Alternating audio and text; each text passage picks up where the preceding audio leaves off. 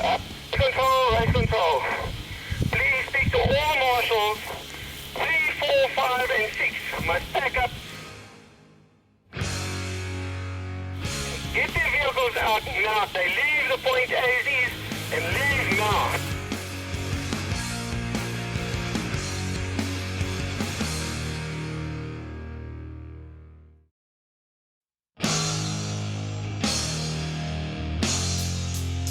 This is round 2 of the 2012 Bridgestone 4x4 Fundi Challenge, hosted by the Leeuwenkloof farm and African Dream Adventures, or ADA, situated in the Bridgestone area west of Pretoria. But before we get into the action here, a recap of what went down at the first round of the challenge. With a new Bridgestone pilot at the helm of the Fundi Challenge, round 1 saw some interesting new additions to the competition, like a breathalyzer test, golf balls suspended from trees, and some real technical obstacles. It was also the first time that the Suzuki Club entered en masse, and the Jimny certainly had the measure of some of the tighter obstacles. However, it was a big and burly 4x4 that took top honours. Robert and Lehane Hale in an Isuzu Trooper V6 won round 1 ahead of Richard Marcus and Hannelise Claessens in a Mitsubishi Triton, and Mercedes Gelandewagen crew Graham Yupp and Bruce Haynes in third. Now, without further ado, let's get down and dirty at the second round of the 2012 Bridgestone 4x4 Fundi Challenge. Adding a bit of spice to proceedings, the competitors had to complete a gymkhana on ADA's gravel skid pan for the opening salvo of round 2. The competitors had a 40-second target time here. Go too slow and lose points. Hit a cone and lose points. Miss a turn and lose points. If they're as fast or faster than the target time and don't hit any cones, they score 100 points. So they couldn't simply dawdle along like Miss Daisy and expect 100 points here. As an added catch, the 4x4's tyres had to be inflated to 3.5 bar to protect the skid pan surface. Breaking the ice on this event is former champion Johan Marx with his wife Corné. After checking out the track, Johan and his 30-year-old Gelandewagen lets rip.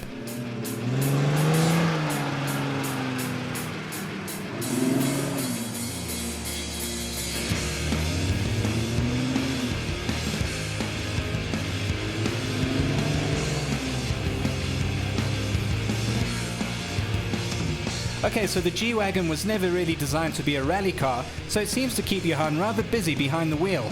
But oh dear, the Mercedes WRC version is just not fast enough, and that's a less than ideal start for the former champ. This is Johan Swift and Dieter Skarp in a Jeep Wrangler. In the passenger seat, Dieter is quite perplexed at the strange contraption stuck to the windscreen. Yes, Dieter, that's a camera. With about 6 feet of ground clearance, the Jeep drives over the cones without even touching them. Unfortunately, the marshals see it, and the Wrangler earns a penalty. The time was also too slow, so the Jeep is heavily penalized on this first test.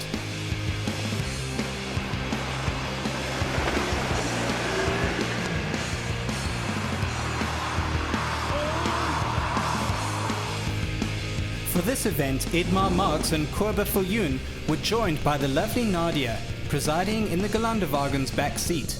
Nadia was entrusted with the scoring book. Oh sorry, we're supposed to show you how the Merc handles on the gymkhana. But we won't. With Edmar taking a very cautious approach, we'd rather focus on Nadia. Left, right, ooh, sharp left. She holds her composure immaculately. Well done, Nadia. Oh, and good job, Edmar and Kolbe.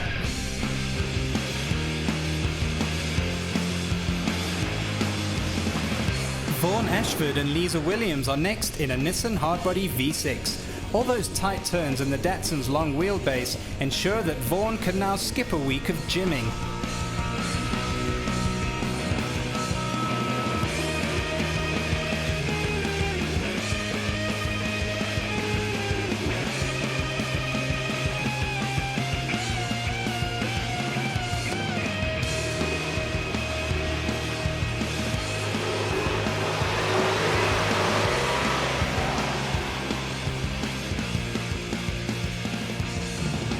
Ben and Linda Pretorius in a left-hand drive Isuzu Trooper V6 are clearly intent on scoring big here, and while they're at it, Ben prepares a shaken cold drink in the cooler box on the back seat.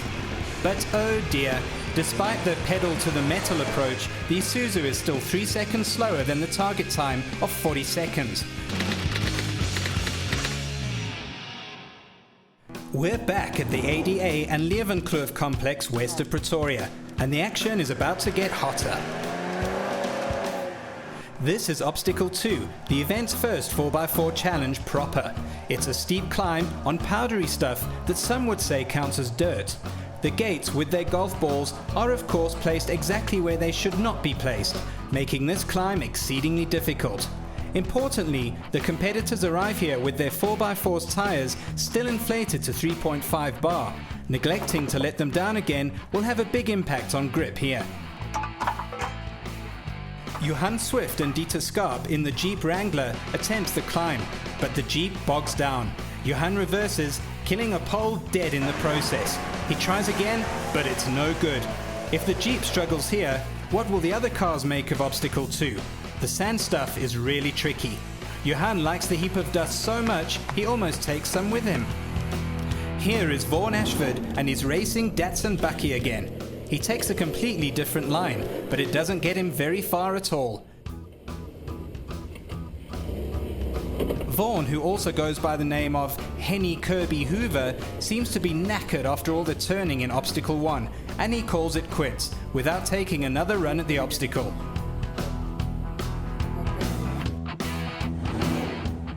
Stuart Sterling and Paul Hoogstad drive a Volkswagen Synchro bus, lovingly referred to as the Thing Crow. Despite being fitted with a crawler gear, a turbo diesel engine from a Golf, and lockers at the front and back, it seems unlikely that the Thing Crow will make it up here.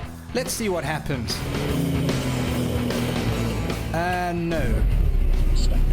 Despite Stuart's don't spare the horses approach, the big VW doesn't complete the obstacle.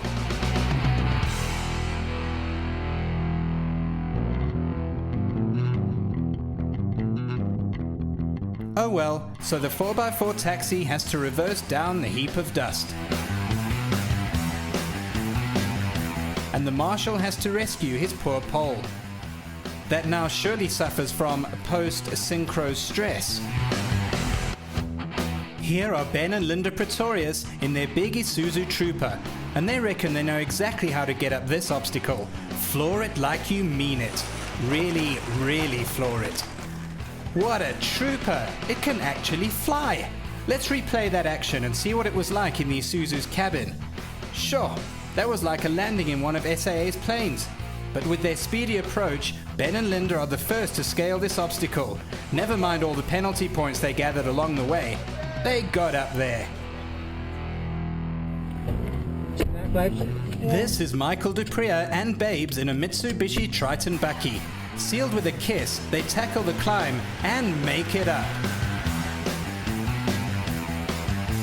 But now they have to negotiate the tight turn at the top, through the gates. But even if you get up, you still have to make the corner, with Babes keeping a lookout for those poles. Is het ook graag? Misschien niet. Ik pak denk eens waarom. Ik kan hem misschien niet hello. Oh well, it can only go better from here.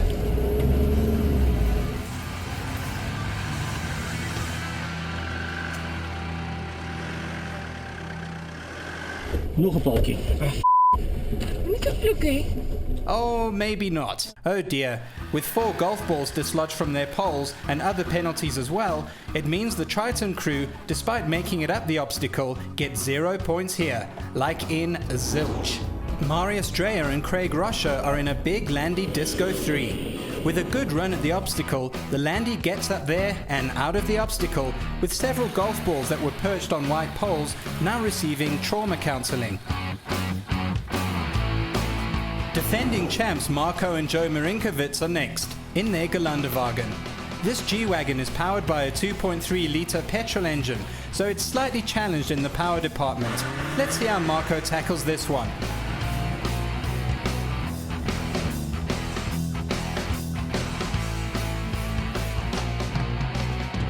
And by Jove, he makes it, with a perfect mix of momentum and a steady aim.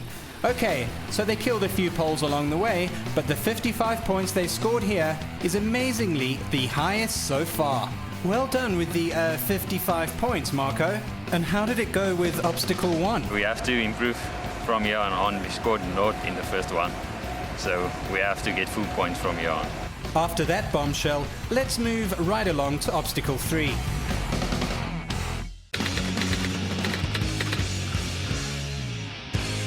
This here is obstacle 3, and it's a steep climb, lined with those poles decorated with golf balls.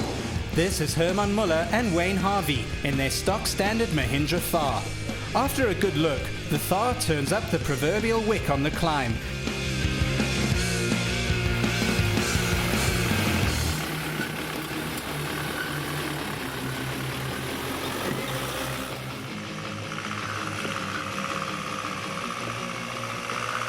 And scores. Well, it only scores 50 points after 2 golf balls go flying.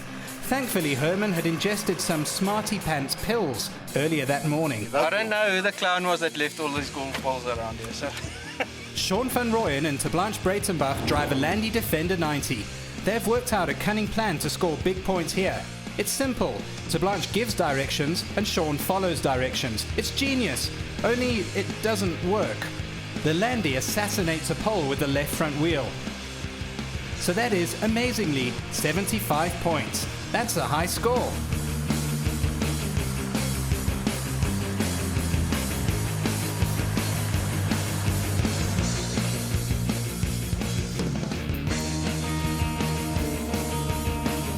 Here is Michael Duprier and Babes again in their Mitsubishi Triton.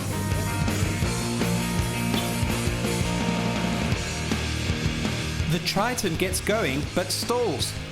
Oh no, that will cost the team some points. Michael fires up the Mitsu again, and determined not to stall, he gets all Janelle de Villiers-y about it, as he sets a new Guinness World Speed record through the obstacle. And kills some golf balls too.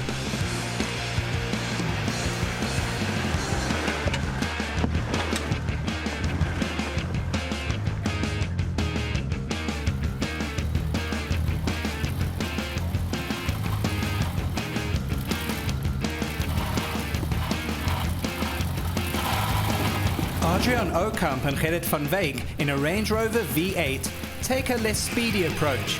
That's probably because Adrian is saving fuel so that he can actually complete the event with 1 tank of gas.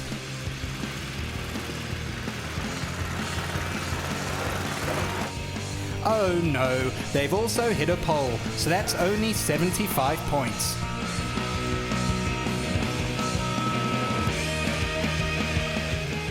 The Gelandewagen of Anton and Connie Kutsia is next. And with front and rear lockers, the G idles up the obstacle.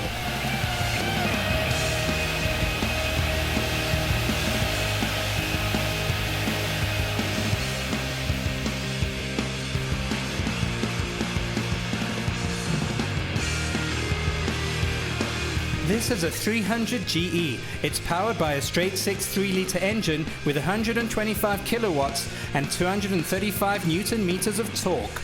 It's got rear, center and front differential locks, and you can activate or deactivate these locks on the move. No wonder the G-Class has absolutely no hassle here. And that's 100 points in the bank.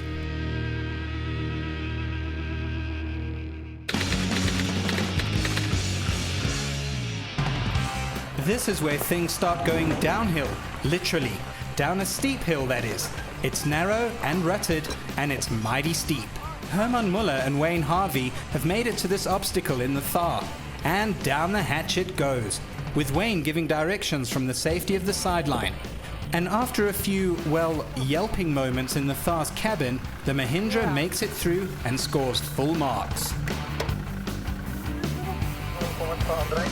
Here's another one of the small Suzuki Jimneys, and this one is piloted by Rian Goede and Marius van Niekerk.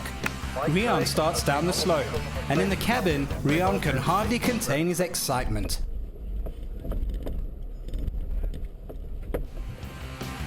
The narrow Suzuki makes its steady way down the slope and also scores 100 points. Martin Eddy and Rian Harmsa are next in their very long Nissan Hardbody V6. Martin is that big dude that would make Mike Tyson cry like a baby, so we still won't make any funny comments about his driving. Oh no, the Nissan has hit the last pole and the golf ball has been dislodged.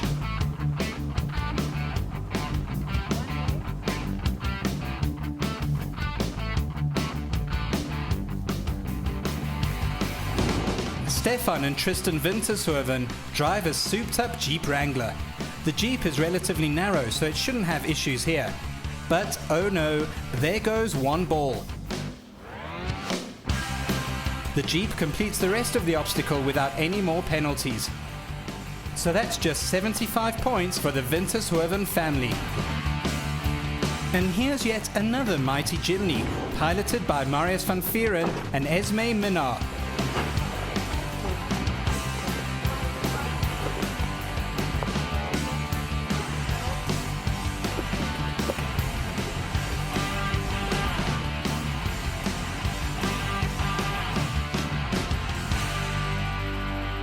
And the narrow little Suzuki bags 100 points.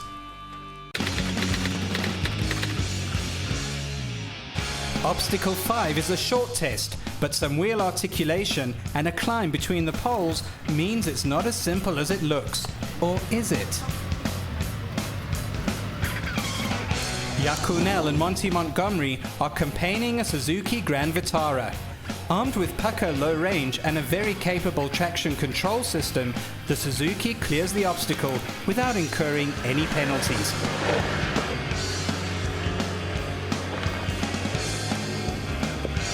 This is Stefan Scoomby and Riku Wessels in a stock Mitsubishi Triton. After failing to score a full 100 points on all the other obstacles, Stefan and Riku hoped for a change in fortune here, and that's why Stefan is sporting his favorite pipe. It's for moral support, we think.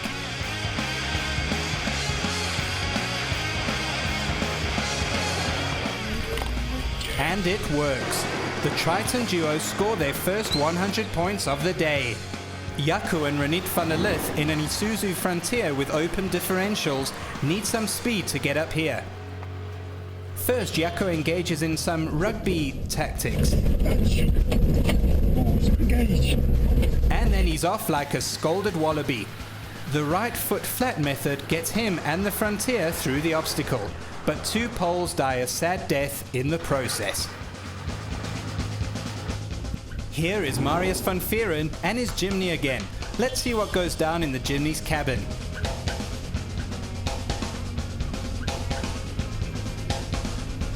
Ah, nothing. Let's rather look outside again. The Suzuki bags an easy 100 points here.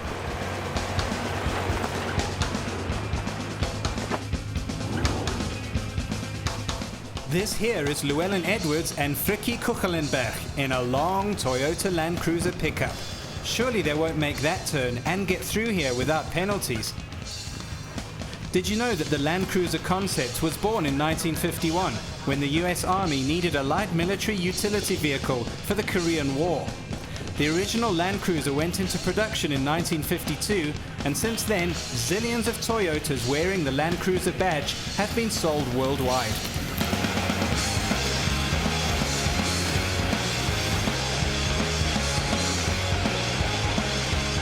And amazingly, despite its bulk, the long cruiser does get through. Well done, lads. 100 points here. I couldn't believe it, but yeah, we did it. This obstacle features a scary side slope and a narrow gate. Get it wrong here, and your 4x4 can easily end up on its roof. First up is Saki Kutsia and Christo Davids in Saki's Isuzu Frontier. Saki regularly wins the Mr. Congeniality Award on Fundi events, and he is just a picture of friendliness. Hey, watch it. See? Mr. Congeniality. Saki decided to modify his Frontier for the 2012 season, so now the Isuzu is armed with a solid front differential from a Russian army tank. As a result, the Frontier's turning circle is now the same as an oil tanker. Let's see if Mr. Congeniality can get his Frontier tanker around that corner.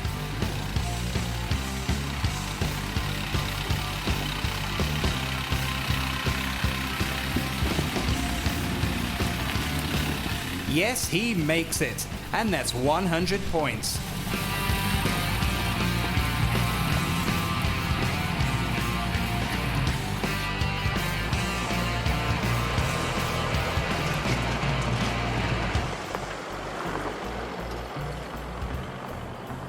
Werner and Armand Scarp's lovely Jeep Grand Cherokee is next.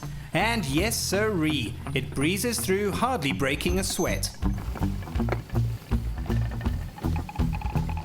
Talking about sweat, this is Dean and Alan Levine in a very tall Volkswagen Synchro.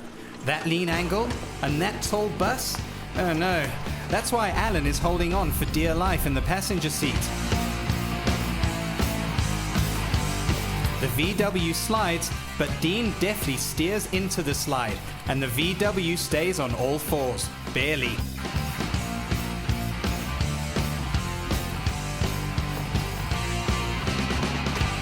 Two poles are killed dead though.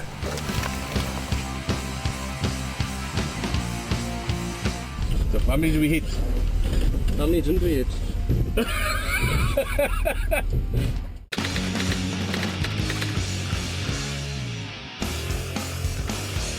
This is the marshal point at obstacle 7, and this is the marshal, listening intently to his radio. There's news of several felt fires in the area. Wait for 1 or 2 competitors because I don't see the fire very close by. I can hang 5-10 minutes, I'm very clear of the fire. That fire will come through here within 30 seconds. I want everybody out towards the main road. The order comes through that everyone must pack up immediately and get out of the valley. Safety is paramount, after all. And an out-of-control felt fire is a serious business. With the Motorsport SA officials keeping a close eye on proceedings, the Fundi teams and marshals make haste out of the valley.